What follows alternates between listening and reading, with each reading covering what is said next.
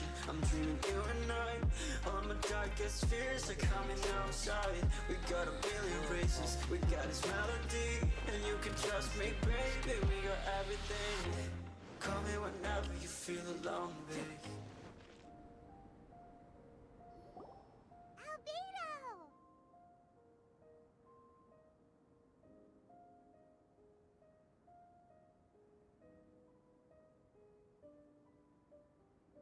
Traveler, Paimon. I suppose your story is ready. Yep. How about you? Do you need some more? No need. I am also ready to tell my story.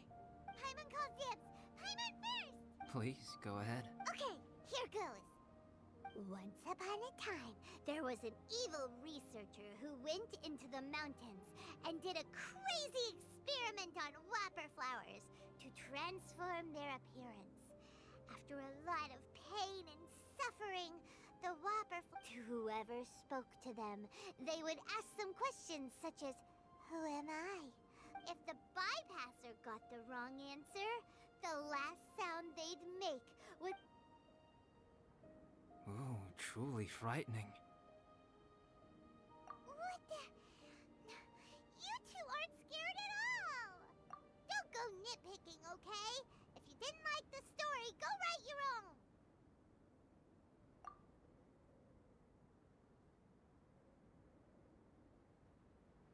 In other words, the whopper flowers would ambush and then completely replace their victims. And then what? Go back to where the person lives? Enter their home? Eat their home? Paimon made up this story, but now Paimon's... It's a good story. Oh, may I write it down? I may bring it up in future conversations. What for? Just to scare people with? Yes. You've got a real mean streak, Альбедо. Mine is a little longer than yours. A great alchemist once created Subject 1. Subject 1 was her proudest achievement, and successfully blended into human society. No one, however, unbeknownst to Subject 1, the alchemist had tried the same experiment many times before he had come into being. Some of the rejects from Subject 2 was one such failed experiment. He was swallowed by a great dragon that came to rest upon a snow-swept mountain.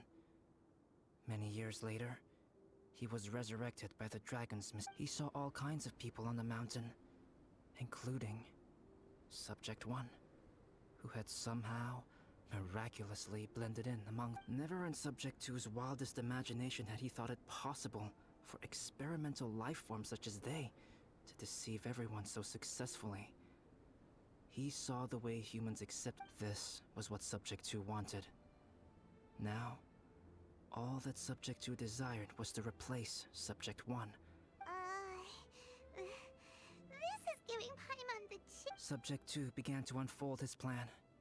He stole Subject 1's books and notes, and studied all that Subject 1 had learned from the alchemist. Subject 2 was highly intelligent. He changed his face into an exact replica of Subject 1's face. Then, he found a plant with mimicry capabilities, and transformed it using dragon blood and alchemy. And so, not only did Subject 2 transform his own appearance to perfectly match that of Subject 1, What? There's 3 of them now? But Subject 2 wanted to become a perfected human. So, he erased a mark in both his and Subject 3's necks. For these marks were symbols of imperfection.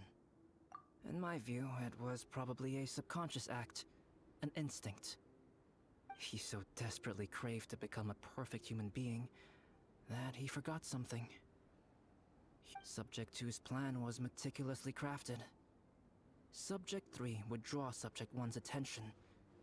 After Subject 1 disposed of Subject 3, he would... The next moment that Subject 1 was alone, Subject 2 would make his move. He would eliminate Subject 1, and he would secretly replace the Subject 1 of everyone's memories, and inherit his identity, residence, clothing. People would have no idea that the individual they knew had become... This is way too scary. But just before Subject 2 could carry out his plan, a unique stranger entered the mix. Subject 2 tried to make contact with this person, but found that they could somehow sense he was different from What's wrong? Are you scared? What happened then? He became a new stage in Subject 2's plan. One more person than Subject 2. It's as if there were 3 identical roses in a garden. Only one of the 3 was a fine specimen, while the other 2 were defective specimens that bore poisonous thorns. In all the world, only the gardener who tended to them could tell which was the good specimen. People do not like poisonous plants. Only a perfect rose can fetch a high price. If the inferior specimens wanted to conceal the fact of their worthlessness, they would have to take the gardener out of. This is exactly what Subject 2 was thinking. So, he hid in the shadows and waited patiently.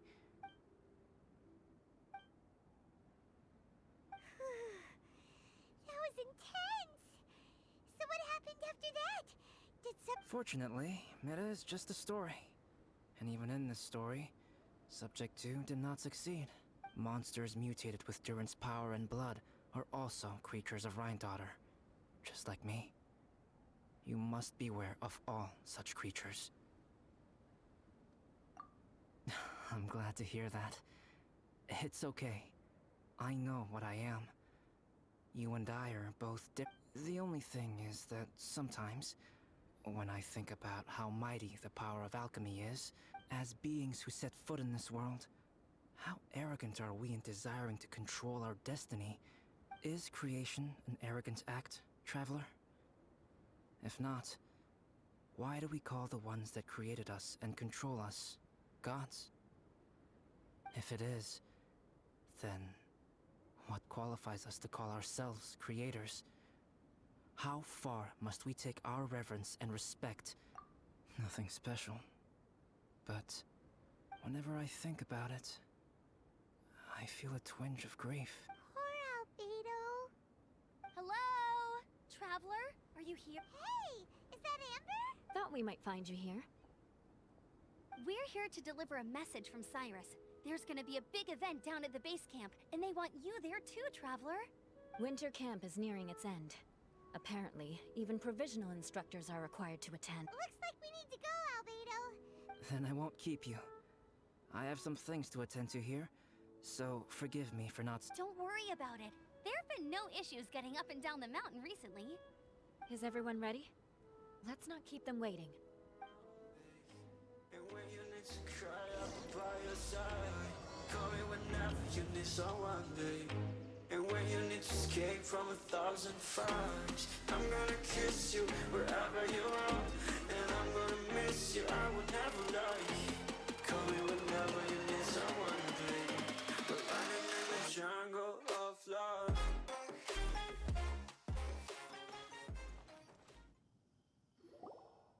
Huh? Who is this guy?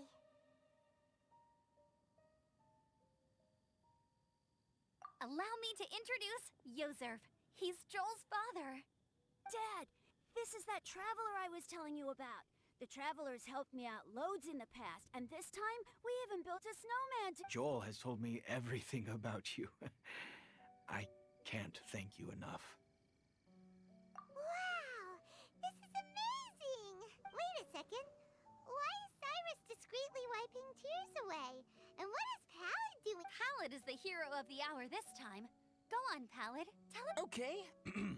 The weather was fine on that fateful day, and I had a feeling that Lady Luck was smiling down on me. So I trusted my gut and set off to explore somewhere new, somewhere dangerous, because where there were— Why does this sound so hard? But I had only been away from the group for a short while when I fell down a slope and just started rolling.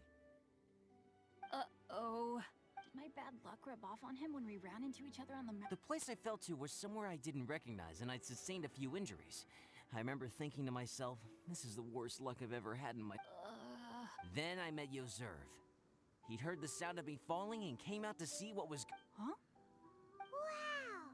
So it was... I thought he must have been someone from the Adventurers Guild here for the event, but after a few words of conversation, it was clear that he was having memory problems. The temperature was freezing, and there was no time to deal with all that there and then, so I convinced him to come back. We got back to the camp, ran into Joel, and the moment he saw him, he froze for a second, with this completely stunned expression on his face, and then he started crying out, "Dad! Dad!" My memory has still not fully recovered, but Joel and his mother. Daddy. Daddy's right here, Joel. Yosef, don't you remember anything else at all? The poor princess? Feeding the foxes? I'm sorry. I have no recollection.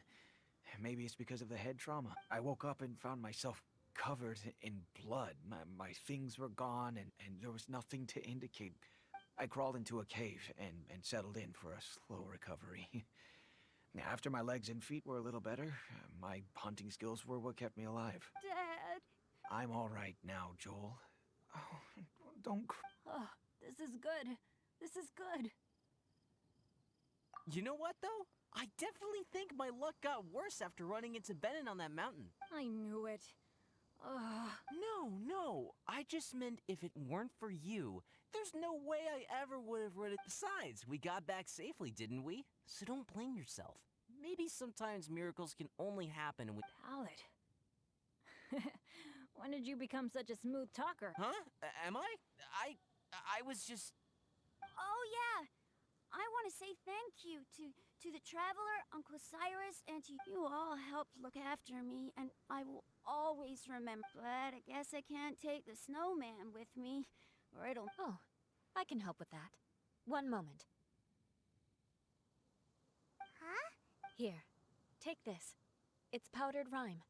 Just add it to your snowman. Wow! Real Dad! I have an unmeltable snowman now! How can I ever repay you all? Thank you all. Thank you.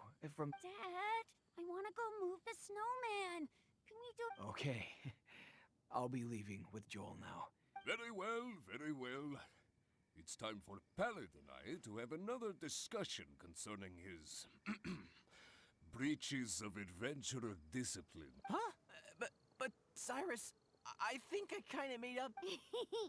Oh, I made this for you and Amber. Think of it as a winter souvenir.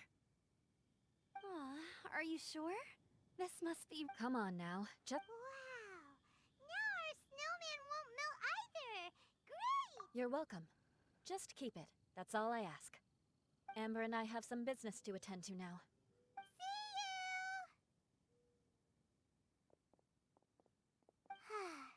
Everyone... Oh! You know what? We've been on Dragonstein all this time, and somehow Paimon still forgot to ask Альбедо about how to make a... Maybe we should try Timaeus again. He does seem pretty eager to...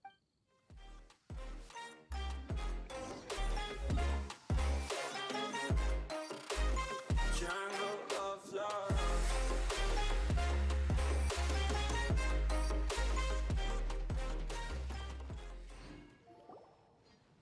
Timaeus! Traveler and Paimon, what can I do for you? Wait a minute. You've got that mischievous look on your face. Timaeus, will you help us? Well, if the Traveler isn't really interested, then, yeah, maybe I'll give this... No, but... Paimon... In the time it would take me to research something like that, I could probably pick... New research project, Timaeus? We meet again. Oh, Альбедо, thank goodness. So the situation is, Paimon wants a machine that can turn fruit in... Majorly important, that's what it is. If you can manage to invent this, we'll never have to worry about fruit going... That's impossible.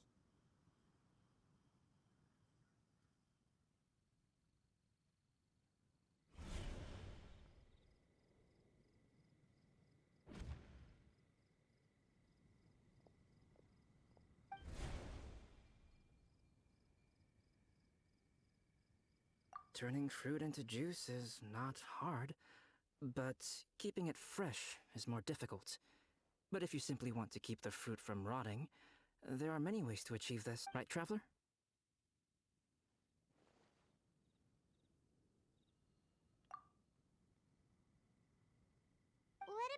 neck. What's wrong? Is there something on my neck?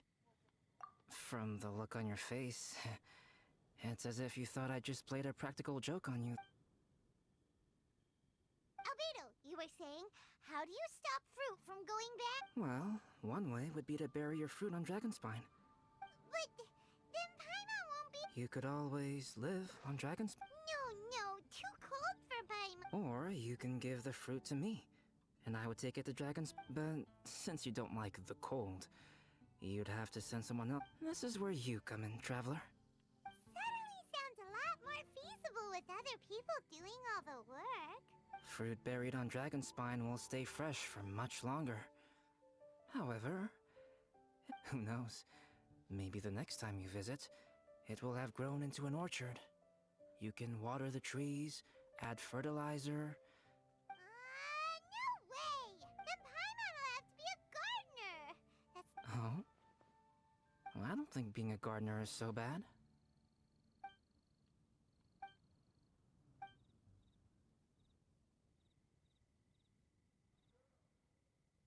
Альбедо! Stop trying to get your hands on Paimon's super sweet sensitias!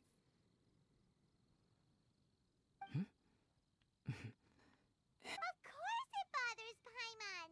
They are the rarest super duper... Okay, but they're just Sensetias. I think you're only... When someone's pockets are full, and their spirit is fulfilled, they don't easily fall prey to this kind of yearning.